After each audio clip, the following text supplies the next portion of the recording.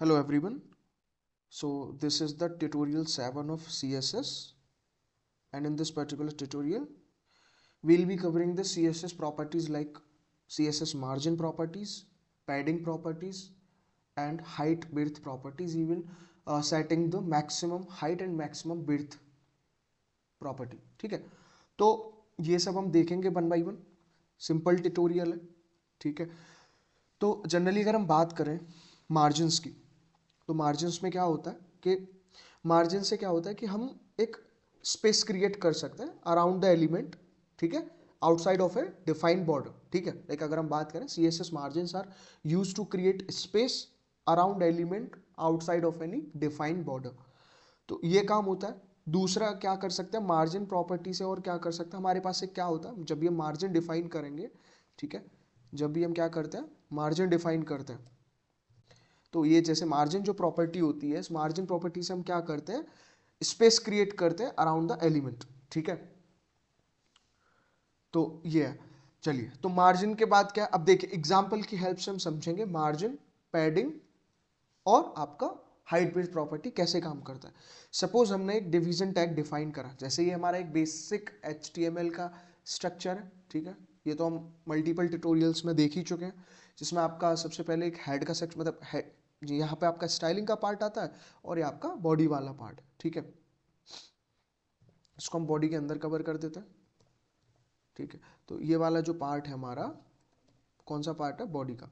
अभी देखिए अगर हम इसको रन कराएंगे तो हमको रन कराने पे क्या मिलेगा यहाँ पे. ठीक है, इस तरह से जो भी है ये ओपन होकर आ रहा है. चलिए, तो अब मैं आपको वन बाई वन इसका यूज दिखाता हूँ सीधे with the help of syntax and example, कैसे हम इसको यूज कर सकते हैं. तो अभी आप देखिए आउटपुट में मेरे पास सिर्फ इतना है. एक सेकेंड, इसको रिफ्रेश कराओ. तो ये अब हमने क्या किया, हम सबसे पहले मार्जिन प्रॉपर्टी देखेंगे कैसे काम करता है. तो सपोज मैंने सबसे पहले एक डिवीजन टैग का यूज किया, मैंने एक डिव टैग का यूज किया. दिस इज अ, कुछ भी लिख देता हूं मैं, content for div tag, right. फिर मैंने डिव टैग को कर दिया क्लोज. तो अभी क्या आपको इस तरह से यहाँ पे एक डिवीजन टैग के लिए मिल गया आउटपुट. सिंपल है. अब मैं इस डिव टैग के लिए कुछ मार्जिन प्रॉपर्टीज यहाँ पे आपको लगा के दिखाऊंगा. तो कैसे काम करते हैं मार्जिन प्रॉपर्टी हमारे पास, देखिए हमारे पास कुछ वैल्यूज होती हैं, लाइक टॉप वैल्यू होता है, मैं डायरेक्टली लिख रहा हूँ, अभी सिंटैक्स नहीं है ये. ठीक है, बॉटम हुआ, बॉटम. ठीक है, बॉटम के लिए एंड राइट के लिए और लेफ्ट के लिए, ये हमारे पास चार वैल्यूज होती है मार्जिन के लिए. अब हम देखेंगे सिंटैक्स इसकी कैसे काम करती है. चलिए, तो मैं कैसे हम CSS में अपनी सिंटैक्स को डिफाइन करते हैं, लाइक दिस. चलिए, तो इसके अंदर अब मैं क्या करूंगा, इसके अंदर मैं करूंगा आपका सबसे पहले, सपोज मैंने डिव के लिए एक बॉर्डर डिफाइन कर दिया. क्या डिफाइन कर दिया, बॉर्डर. ठीक है, बॉर्डर डिफाइन करा. बॉर्डर सपोज मैंने उसकी वैल्यू दे दी 1 पिक्सल और लाइक सॉलिड ब्लैक. एक मैंने इस तरह से बॉर्डर डिफाइन करा. देखिए अभी आपको आउटपुट क्या मिलेगा, इसका एक बॉर्डर क्रिएट होकर यहाँ पे आ गया. करेक्ट, तो क्या मिल गया हमको, ये बॉर्डर. अब हमको इसका मार्जिन वगैरह सेट करना है. तो सबसे पहले मैंने क्या किया, मैंने यहाँ पे एक वैल्यू लगाई मार्जिन टॉप. ठीक है, ऐसे ही एक वैल्यू क्या होती है आपकी मार्जिन बॉटम. ठीक है, एक होती है आपकी मार्जिन लेफ्ट.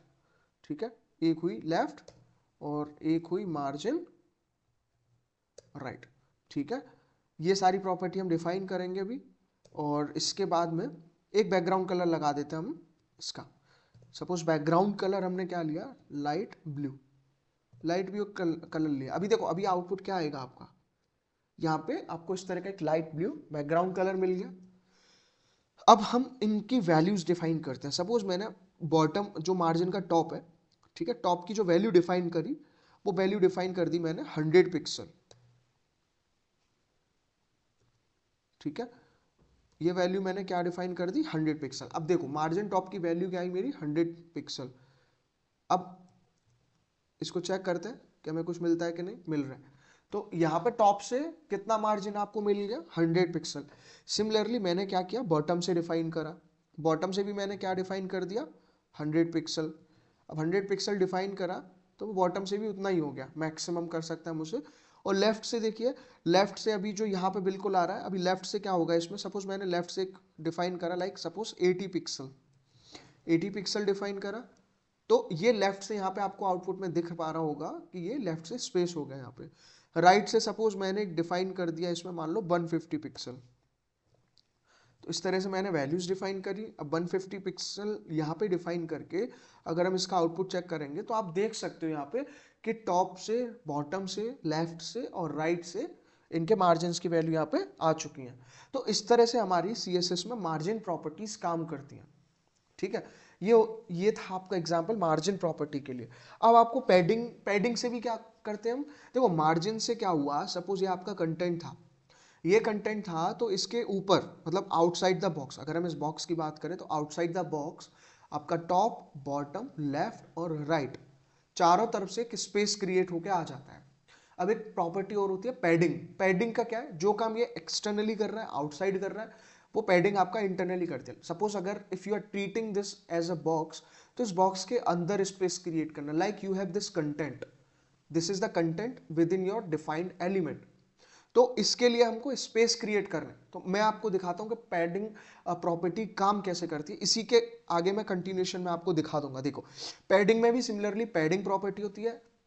अच्छा, और आपको क्या करना है, अगर मार्जिन को as a shorthand property use करना है, मैं आपको शॉर्ट हैंड प्रॉपर्टी यूज करना भी बता देता हूं, किसी की भी हम कर सकते हैं। सपोज मैंने इसको कमेंट डाउन कर दिया और अगर मैं यूज करना चाह रहा हूं मार्जिन की शॉर्ट हैंड प्रॉपर्टी, तो देखो मार्जिन की शॉर्ट हैंड प्रॉपर्टी में क्या है कि मैंने मार्जिन वैल्यू का यूज किया, और मार्जिन वैल्यू का यूज करके वो ऐसे चलता है, पहले टॉप पे चलेगा, सीक्वेंस ऐसे होता है, पहले आया टॉप, ठीक है, टॉप के बाद आया फिर आपका, टॉप के बाद आता है बॉटम, ये आया बॉटम, और बॉटम के बाद आता है फिर आपका राइट, तो राइट में सपोज आपको क्या देना 75, और फिर आता है आपका left. So this is the sequence.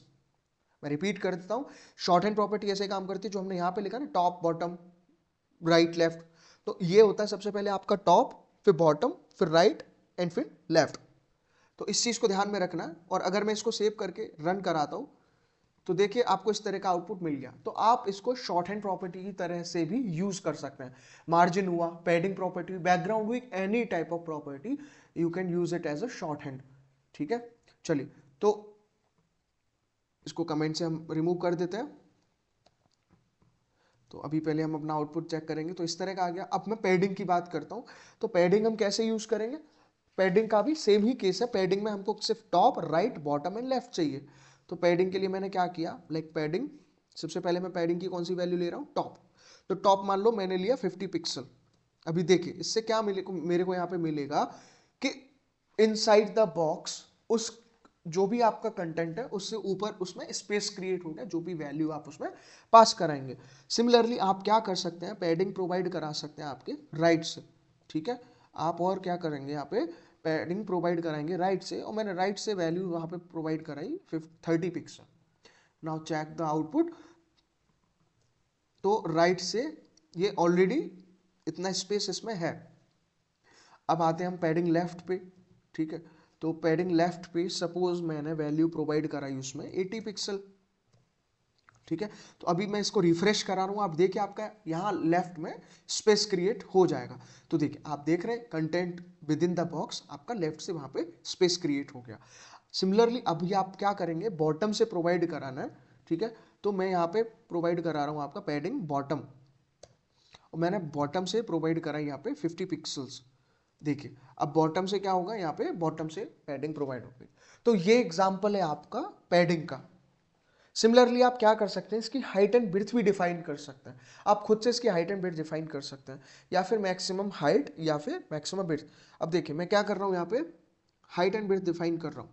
तो देखिए हमारे पास प्रॉपर्टी और उसकी वैल्यूज होते हैं। लाइक मैंने हाइट डिफाइन करी यहाँ पे 100 पिक्सल, ठीक है, और विड्थ डिफाइन करी सपोज 500 पिक्सल, ठीक है, इस तरीके से। तो यहाँ पे आप देख पा रहे हो उसकी हाइट और विड्थ चेंज होके आ गई है। तो इस तरह से, और अगर आप चाहे तो इसका हाइट और ज़्यादा प्रोवाइड यहाँ पे करा सकते हैं। सपोज मैंने इसको 500 की जगह विड्थ को मैंने 700 कर दिया, 700। तो अभी मेरे को यहाँ पे क्या मिलेगा, इस तरह से आपका स्पेस वहाँ पे हमको मिल जाएगा। तो इस तरह से हम इसकी विड्थ और हाइट डिफाइन कर सकते हैं। और हाइट को सपोज यहाँ पे मैंने कर दिया 300 पिक्सल। तो आप चेक कर सकते हैं कि आपका हाइट और विड्थ एट्रीब्यूट किस तरीके से काम करता है।